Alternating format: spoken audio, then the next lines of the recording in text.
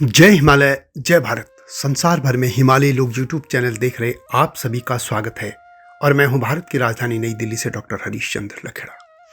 इस बार नेपाल की अनुसूचित जाति के बारे में बात करते हैं, जिन्हें भारत की तरह नेपाल में भी दलित समाज कहा जा सकता है। खासतौर पर नेपाल के हिल दलित यानी पहाड़ी दलित, इनके बारे में मैं बताऊंगा। नेपाल के हिल दलित यानी नेपाल के पहाड़ी दलित। जी हाँ, यह शब्द मेरा नहीं बल्कि नेपाल की सरकार ने दिया है। प्रश्न है कि नेपाल में पहाड़ी दलित कौन है, यही इस बार मैं बताऊंगा। लेकिन जब तक मैं आगे बढ़ूं, आपसे अनुरोध है कि हिमालयी लोग यूट्यूब चैनल को सब्सक्राइब अवश्य कर दीजिए और मेरे सत्यमेव जयते यानी STB को भी देखिएगा, सब्सक्राइब कीजिएगा। यह आपसे विनम्र अनुरोध है। नेपाल में भी भारत की तरह अब दलित समाज अपने देश के विकास के मामले में पहले की तरह हर क्षेत्र में भागीदारी निभा रहा है। समाज और सरकार के उच्च पदों में भी दलित समाज की भागीदारी दिखने लग गई है। नेपाल के हिंदू समाज में भी जाति व्यवस्था है। नेपाल में दलित समाज कुल 22 जातियों से बना है, जिनमें 7 पहाड़ी दलित जातियां और 19 मधेसी जातियां यानी मैदानों में रहने वाली जातियां हैं। नेपाल की जनसंख्या 2021 की जनगणना के अनुसार 3 करोड़ पार कर चुकी है। इस आबादी का लगभग 13 से 15% दलित समाज है। नेपाल में मोटे तौर पर 3 तरह का दलित समाज है। एक खसार्य, दूसरा नेवार और तीसरा मधेसी।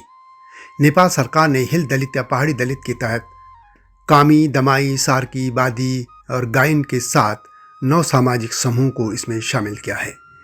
इनकी कई उपजातियां भी हैं। नेपाल के संविधान में वहाँ के सभी दलितों के लिए आरक्षण का प्रावधान है।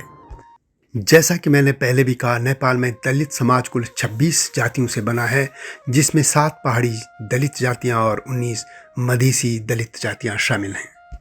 नेपाल में खस आर्य समाज को पहाड़ी समाज कहा जाता है। पहाड़ी लोग वहाँ के पहाड़ी क्षेत्र में रहने वाला एक इंडो आर्यन समूह है। इनमें ब्राह्मण यानी बाहुन, क्षत्रिय यानी ठकुरी और क्षेत्रीय और दलित प्रमुख हैं। इनके अलावा नेपाल के पहाड़ी इलाकों में मगर, तमांग, गुरुंग, राय, लिंबू, किरात और नेवार भी रहते हैं। नेपाल के संविधान के अनुसार खस आर्य बाहुन यानी ब्राह्मण, क्षेत्रीय, ठकुरी और सन्यासी लोग ही हैं, जबकि पहाड़ी दलित भी खस समाज का ही हिस्सा रहे हैं। हालांकि उन्हें अब नेपाल के संविधान में दलितों की अलग सूची में रखा गया है। ये कह सकते हैं कि वे शिल्पकार समाजते हैं। जिस तरह से उत्तराखंड में शिल्पकार समाज है, उसी तरह नेपाल के पहाड़ी दलित शिल्पकार कहे जा सकते हैं। भारत की तरह नेपाल में भी दलित समाज के बहुत से लोगों ने अब बौद्ध धर्म या ईसाई धर्म अपना लिया है और बड़ी संख्या में ईसाई बनने की तरफ बढ़ रहे हैं।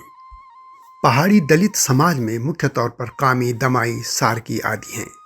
विश्वकर्मा या कामी के तहत लोहार, सुनार, बोड, चुनारा, पारकी, टमटा आदि शामिल हैं।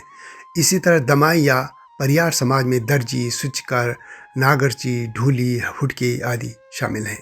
सार्की में मिजर, चर्मकार, भूल आदि शामिल हैं और गंधर्व को गायन समाज कहते हैं और यहाँ बादी समाज भी है। इसी तरह मधेसी दलित जातियों में कलार, काकेहिया, कोरी, खटीक, खतबे, मंडल, खनका, चमार, राम, मोची, हरिजन, रविदास, चिड़ीमार, मारिक, टमटा, तांती, दास, दुसाद, पासवान, हजारा, धोबी, हिंदू, रजक, पत्थरकट्टा, पासी, बंटर, मुसहर, मेस्तर, हलखोरा और सरमंगा या सरवेरा शामिल हैं। जैसा कि मैंने पहले भी कहा, आज के नेपाल का दलित समाज हमेशा की तरह अपने देश के विकास में अग्रणी भूमिका निभाता रहा है। आज वे उच्च पदों पर भी विराजमान होने लग गए हैं।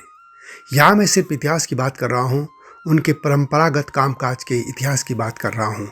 मैं ये नहीं कह रहा हूँ कि वे आज भी यही काम कर रहे हैं। समाज बदल रहा है, नेपाल भी बदल रहा है और नेपाल का दलित समाज भी। बस यहाँ पर एक इतिहास को बताने की कोशिश पर है। नेपाल के खस दलित समाज में कामी समाज भी है। कामी समाज धातु से औजार और हथियार जैसी चीजें बनाने के लिए प्रसिद्ध रहा है। नेपाल में प्राचीन काल से यही समाज खुखरी का निर्माण करता रहा है। कामी लोग प्रतिभाशाली व कुशल कारीगर माने जाते हैं। कामी लोग प्राचीन काल से ही नेपाल में रहते आए हैं। भारत में इनको लोहार कहा जाता है। ये खुद को विश्वकर्मा कहलाना पसंद करते हैं। जैसा मैंने पहले कहा, नेपाल में खुखरी का निर्माण कामी लोग ही करते हैं, जो कि गोरखा सैनिकों का प्रमुख हथियार रहा है। सोने का काम करने वाले सोनार कामी और लोहे का काम करने वाले लोहार कामी कहलाते हैं। कामी को नेपाल में विश्वकर्मा भी कहते हैं। इस जाति की उपजातियों में विश्वकर्मा, बीके, लोहार या लोहार, सेंचुरी, रासेली, गजमेर, घाटनी, बरेली, तिरवा, सेटे सुरवाल, कलिकोट, घिमरे, श्याशंकर शामिल हैं। कपकोट, लोहागुन, घाटराज, गोटेम, लमगड़े, गदल, खाती आदि 50 से अधिक उपनाम भी कामी समुदाय में उपयोग किए जाते हैं। कामी समाज के उपनाम नेपाल के ब्राह्मणों के समान भी हैं। इस पर मैं अलग से वीडियो लाऊंगा कि यह ऐसे कैसे हुआ। कामी लोग कृषि के साथ लोहारी का काम भी करते रहे हैं। एक और अन्य जाति है दमाई। दमाई वे लोग हैं जो कपड़े सिलते हैं और संगीत बजाते हैं। प्राचीन काल में वे हमेशा कपड़े सिलते थे और संगीत वाद्य यंत्र बनाते रहे हैं। दामी समुदाय कपड़े बनाने और संगीत बजाने में अपने कौशल के लिए जाना जाता रहा है, जो उनकी संस्कृति का एक बड़ा हिस्सा है। उत्तराखंड में इनका काम औजी जैसा ही है। दमाई को ढोली भी कहते हैं। ये लोग भी खस समाज का हिस्सा रहे हैं। ये लोग पारंपरिक रूप से दर्जी और संगीतकार होते हैं। दमाई शब्द उनके संगीत वाद्य दमाह से बना है, जबकि ढोली शब्द ढोल वाद्य से बना है। दमाई समाज में 45 से ज़्यादा उपजातियां शामिल हैं। दमाई लोगों को परियार उपनाम से भी जाना जाता है। एक और जात है सार्की, जो कि चर्मकार कहे जाते हैं, जो कि जूते बनाने का काम करते रहे हैं। गोरखा सैनिकों के प्रसिद्ध हथियार खुखरी का कबर यही समाज बनाता रहा है। इनको सरकी या मिजार भी कहा जाता है। यह भी खस व्यावसायिक जाति है, जो पारंपरिक रूप से चमड़े के कामगारों से संबंधित है।